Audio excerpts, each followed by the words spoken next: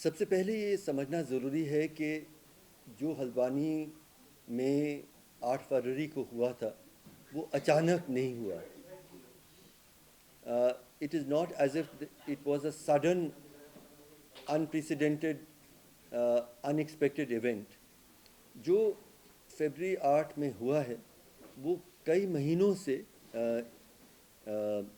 जो वहाँ का सांप्रदायिक सद्भाव का जो इतिहास है उस बहुत खूबसूरत प्रदेश का, उसको पिछले कई महीनों से, कुछ सालों से वो बिगड़ता जा रहा है। और खून अब तक नहीं बहा था इसलिए हम लोगों का ध्यान नहीं गया, लेकिन जो हालात वहाँ बिगड़ते जा रहे थे उसके बारे में मुझे थोड़ा सा कहना शुरू में ज़रूरी है। उत्तराखंड को देवभूमि कहा जा रहा है और हम सब इसका स्वागत करते हैं, लेकिन देवभूमि का एक नया सोच राइट विंग हिंदुत्व ऑर्गेनाइजेशंस और कुछ हद तक सरकार में बैठे लोगों का है कि एक जैसे मक्का एक Holi land for the Muslims है, जैसे Vatican is a Holi land for the Catholics, ये लोग कहने लगे कि हिंदू धर्म का भी एक होली लैंड होना चाहिए और वो होगा उत्तराखंड। और उस होली लैंड की जो डेफिनेशन वो सामने रख रहे हैं कि उस होली लैंड में फिर पीपल ऑफ मुस्लिम आइडेंटिटी को जगह नहीं रहेगी उस होली लैंड में। कि इंटरनेट बंद होने से अंदर की खबर कोई बाहर नहीं आ रही, वो कोई हम जो अफेक्टेड कम्युनिटी है वो कुछ भी कम्युनिकेट नहीं कर पा रही, और ये वक्त जो एडमिनिस्ट्रेशन है वो इस्तेमाल कर रही है एक अपना नैरेटिव जो है उसको धकेलने में। और उसमें बहुत सारी चीज़ें हैं कि पत्थर किसने मारे, कहाँ जमा थे, कहाँ रखे हुए थे, औरतें पत्थर मार रही थीं, वो कैसे छिपे हुए थे, कैसे वो दरिंदगी से मार रहे थे।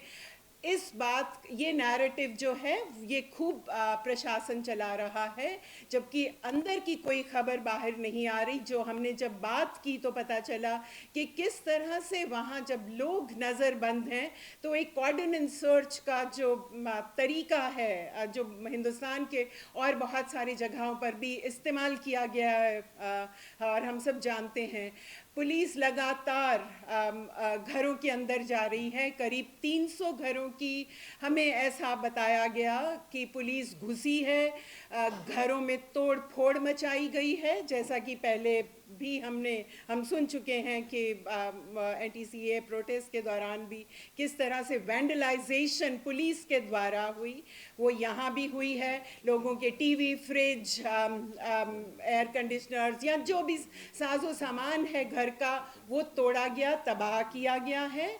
घर में बच्चों और औरतों को पीटा, घसीटा गया है, जिसकी कोई खबर बाहर नहीं आ रही थी सिवाय कि एक पत्रकार जब के घर में जब ये इस तरह का हादसा हुआ तो वहाँ से खबर निकली। तो जो पूरा एडमिन का ये प्रचार था कि कुछ भी नहीं हो रहा, सिर्फ हम शांति बनाए रखे हैं, वो खबर थोड़ी सी बाहर आई, और जो फिर हमने कल जब हमने बातचीत की है तो उससे हमें पता चला है।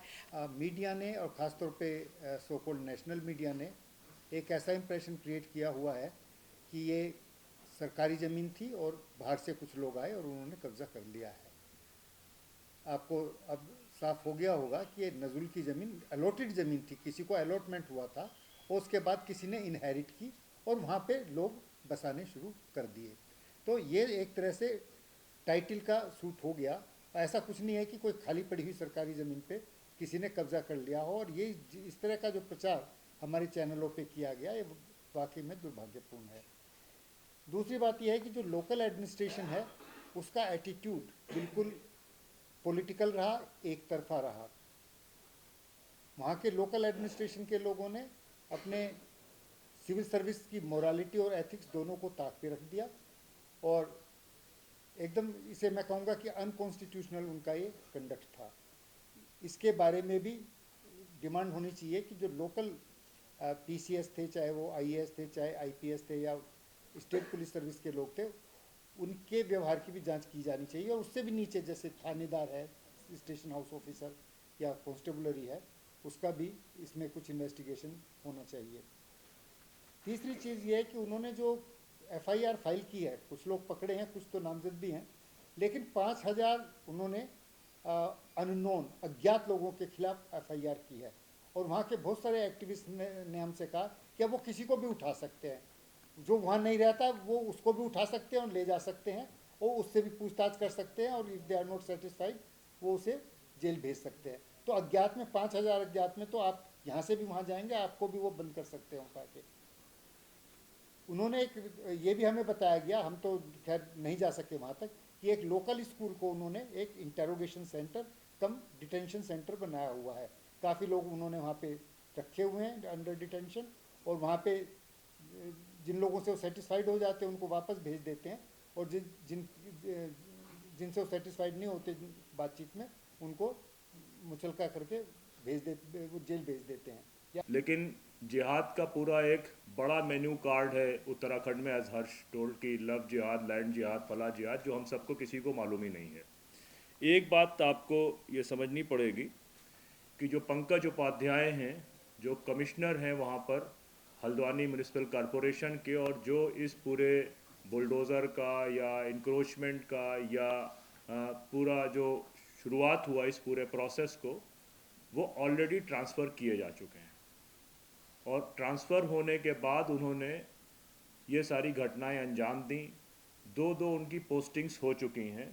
पोस्टिंग होने के बाद नॉर्मली ये होता है कि वो चार्जेस ट्रांसफ़र्स होते हैं, उसके बाद चार्जेस देने का लेने का 2-3 दिन का काम होता है। लेकिन कोई भी ऑफिसर जो ऑलरेडी जिसका ट्रांसफ़र हो चुका हो, वो इतने बड़े ऑपरेशंस को अंजाम नहीं देता। तो इससे पहली बात रही। दूसरी बात ये कि वो जो पर्टिकुलर प्रॉपर्टी है, उस प्रॉपर्टी में ऑलरेडी गवर्नमेंट ने अपना सील कर दिया था, और उस सीलिंग के वह समय पर जितने लोकल लोग थे, प्रोमिनेंट पीपल इंक्लूडिंग मुस्लिम क्लैरिजी यानी कि जो उलेमा और मौलवी थे, वो भी उस पूरे प्रोसेस में शामिल थे, और उन सब की सहमति से वहाँ पर सील लगाई गई थी।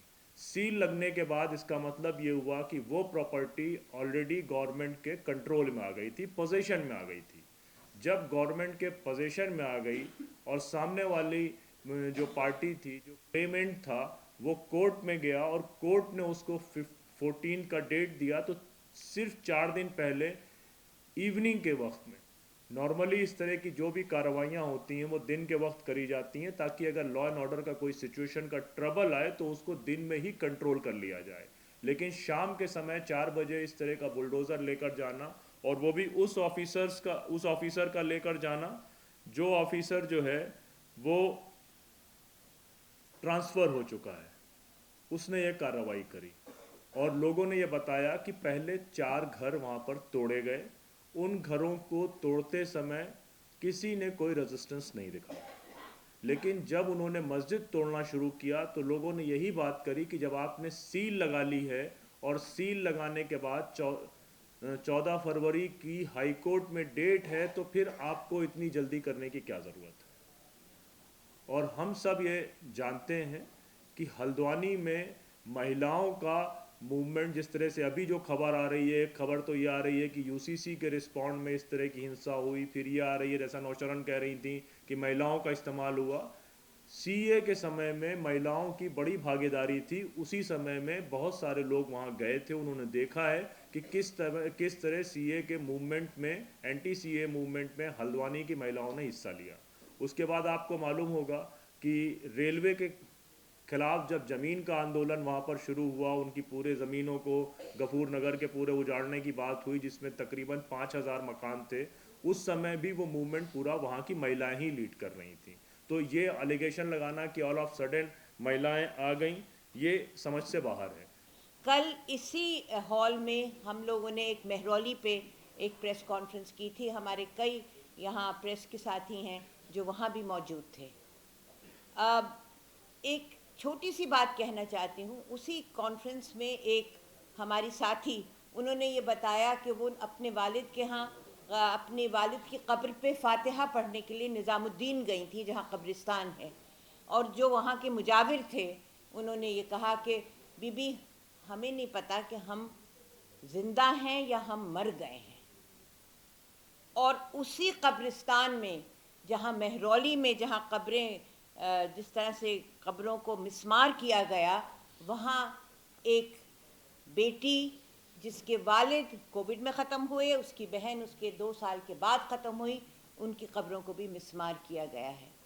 तो ये एक तरह से जिस तरह से हर्ष ने और नवशरण ने और अशोक ने और नदीम ने जो आपकी बातें आपके सामने जो बातें रखी थी, तो हम इसकी बिग पिक्चर जो इसका पूरा जो एक अंदाज़ा हमें है कि हम कहाँ जा रहे हैं, ये मुल्क कहाँ जा रहा है, किस तरह से उत्तराखंड में मुसलमानों को टारगेट किया जा रहा है। और अभी हमें हर्ष ने बुलाया था, हमारी एक वर्चुअल मीटिंग हुई थी यूनिफॉर्म सिविल कोड पे, वो भी वहीं का है, और ये जो बनभूलपुरा का जो वाक़या है वो भी वहीं का है। और वो लोग जो उसमें ट्रैप्ड हैं उस बस्ती में जहाँ ये लोग नहीं पहुँच सके, इसके अलावा कि उनके ज़हनी तौर पे उनको कितना बड़ी चोट लगी है, ज़हनी तौर से वो कितने मुंतशिर हैं, उसके अलावा उनकी रोज़ी रोटी, वो तो सब रोज़ रोज़ की कमाई और रोज़ रोज़ की भरपाई, ये लोग हैं वो। ये बात आप ज़रा सोचिए, बाकी जो चीज़ें हैं इसके बारे में ज़िक्र हुआ है, इसमें कानूनी कार्रवाई करनी है, इसमें एडमिनिस्ट्रेशन से ये जो नुकसान हुआ है उसको ठीक करने पे कोशिश करनी है। ये तो हम करेंगे अपनी टीम के साथ और लोगों के भी साथ। मैं और प्रशांत शर्मा साहब एक ग्रुप के भी मेंबर हैं जो कॉन्स्टिट्यूशन कॉन्डक्ट ग्रुप है। हमारी ये कोशिश है कि जो हमारा संविधान है उसका सम्मान बरकरार रहे, और उसके लिए हम लड़ने के लिए भी तैयार हैं।